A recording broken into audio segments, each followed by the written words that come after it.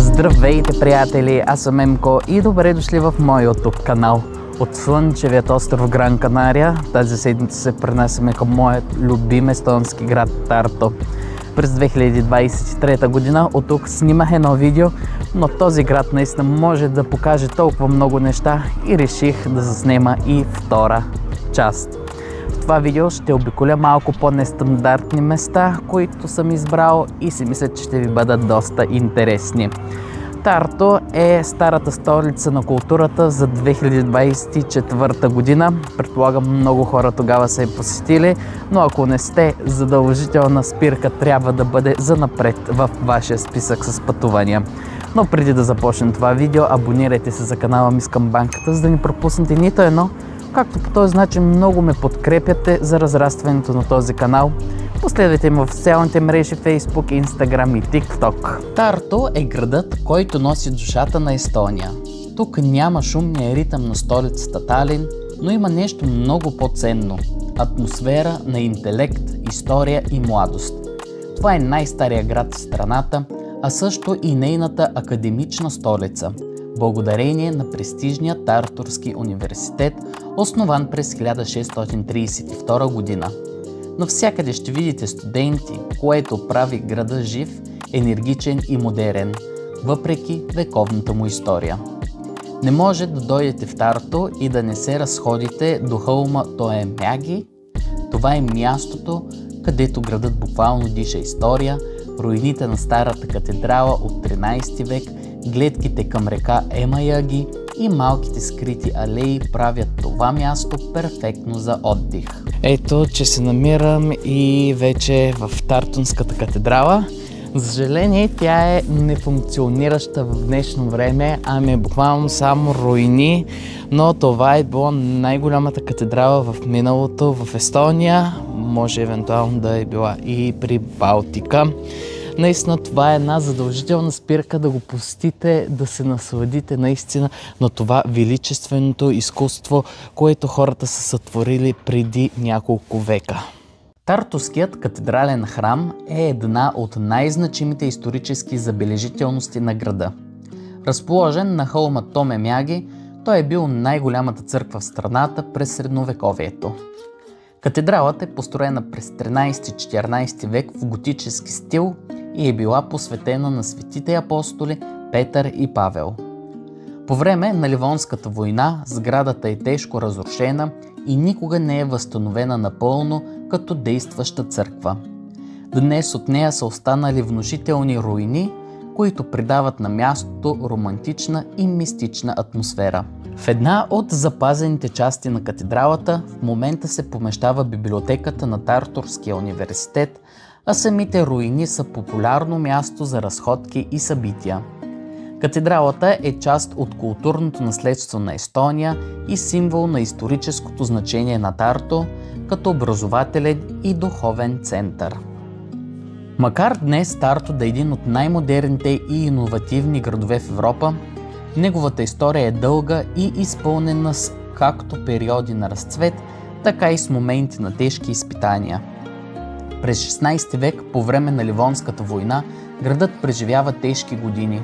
Той попада под руска власт, след това под полско-шведско управление, а в края на 17 век става част от Шведската империя. В този период започва модернизацията и се полагат основите на Тарту като образователен и научен център. В началото на 18 век идва голямата северна война и градът е опустошен. През 1708 година руската армия унищожава Тарту, за да не попадне отново в шведски ръце. След войната става част от Руската империя и започва бавно възстановяване. През 19 век градът изживява нов подем. Строят се нови сгради, развиват се науката и културата, а Тарту става център на естонското национално възраждане. В този влог реших да включа малко по-различни места за посещение, като следваща ни спирка е музеят на играчките. Тук ще се върнем десетки, дори със сигурност и стотици години назад и ще видим как хората сме си и са играли с различни играчки, когато ги е нямало тези модерните, които са в ден днешен. Музеят на играчките в Тарто е един от най-интересните и носталгични места в града, особено за любителите на детските спомени и културата на играта. Основан през 1994 година, той се намира в сърцето на Стария град и предлага богата колекция от играчки от различни епохи и части на света. Експозицията включва традиционни естонски играчки, ръчно изработени кукли, плюшени мечета, миниатюрни колички и дори по-редки колекционерски находки. Освен статична изложба, музеят има и интерактивни зони, където децата могат да играят с реплики на исторически играчки, а посетителите могат да научат повече за еволюцията на детските игри. Към музея има и специална театрална зала, в която се организират куклени представления и творчески работилници. Това прави мястото привлекателно не само за семейства, но и за всички, които искат да се потопят в света на детството и да усетят магията на играта.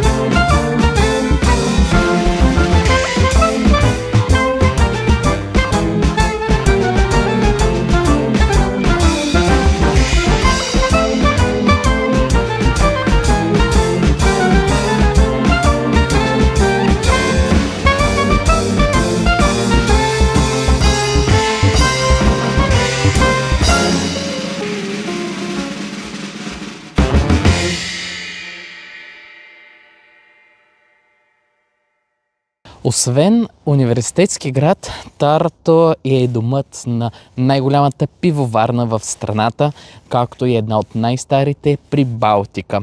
В момента се намирам пред завода Алекок и ще влезем в музея на бирата да се запознаем как тази хубава и любима напитка на почти всички хора се приготвя и също така ще имаме възможността да опитаме и някой интересен техен продукт. Биреният музей Алекок в Тарто е посветен на една от най-старите и уважавани пивоварни в страната. Намира се в кулата на пивоварната, която е построена през далечната 1898 година и е служила като важна част от производството на бирата в региона. Самата марка Алекок има корени още от 1807 година, когато лондонският търговец Алберт Люкок започва да изнася белгийска и британска бира в Руската империя. През 1912 година фабриката в Тарто е придобита от Алекок, а след съветската окупация през 1940 година тя е национализирана и преименувана. След възстановяването на независимостта на Естония, пивоварната е върната в частни ръце и отново възстановява историческата си марка. Днес Алекок е водещата пивоварна в страната. Музеят представя процеса на пивоварене от древността до съвременните технологии, които включва над 2000 експоната, стари машини, бирени капачки, бутилки, халби, реклами и инструменти, използвани през различни епохи. В една от залите посетителите могат да видят възстановка на стара пивоварна, а специални интерактивни експонати демонстрират как се вари бира. Освен бира, Алекок произвежда и различни други напитки като сайдер, лимонада и коктейли. В края на обиколката гостите могат да дегустират някои от продуктите на компанията. Хареса ми музея, беше доста интересен. Ако сте гледали моите влогове от Прага, там също посетих музея на бирата, но този някак си беше по-автентичен, защото се намираше и в самата пивоварна. Бирата, която опитах, беше мангова, изненада ме, много ми хареса и определено й давам 10 от 10 точки.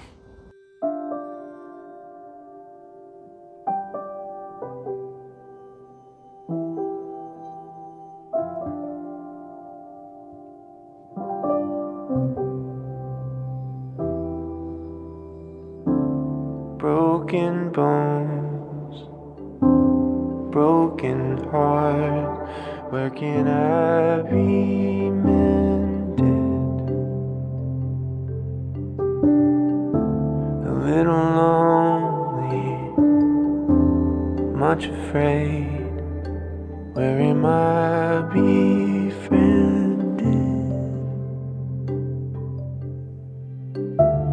Body's tired, feeling faint. Where can I lay myself down?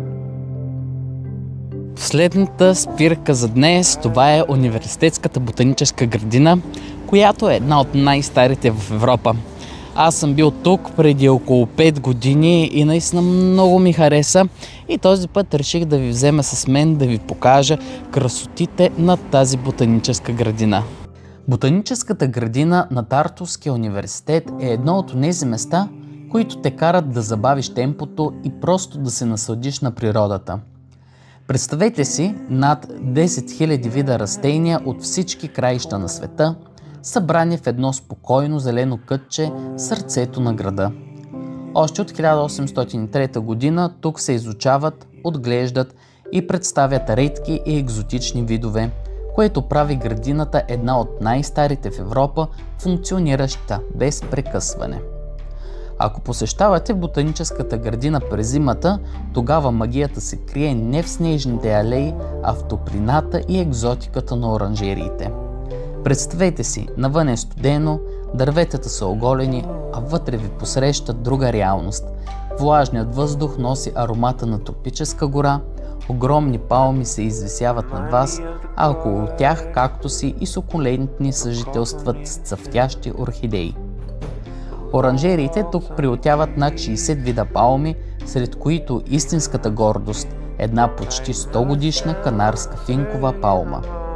Интересно е, че сред всички тези екзотики има и растения, които са били важни за човечеството от векове. Тук ще видите кафеено дърво, от чието зърна някога са се приготвяли първата чаша кафе, и какаово дърво, от което идва шоколада. Това беше, приятели, видеото за тази седмица. Надявам се да ви е харесало и ако е така, не забравяйте да се абонирате за канала ми с камбанката, за да не пропуснете нито едно, както и да ме последвате в социалните мрежи Facebook, Instagram и TikTok. А ако искате да видите още интересни видеа от този град, може да видите през 2023 година съм снимал още едно видео от този мой любим естонски град. Обичам ви, приятели, и ще се видим с вас следващата седмица.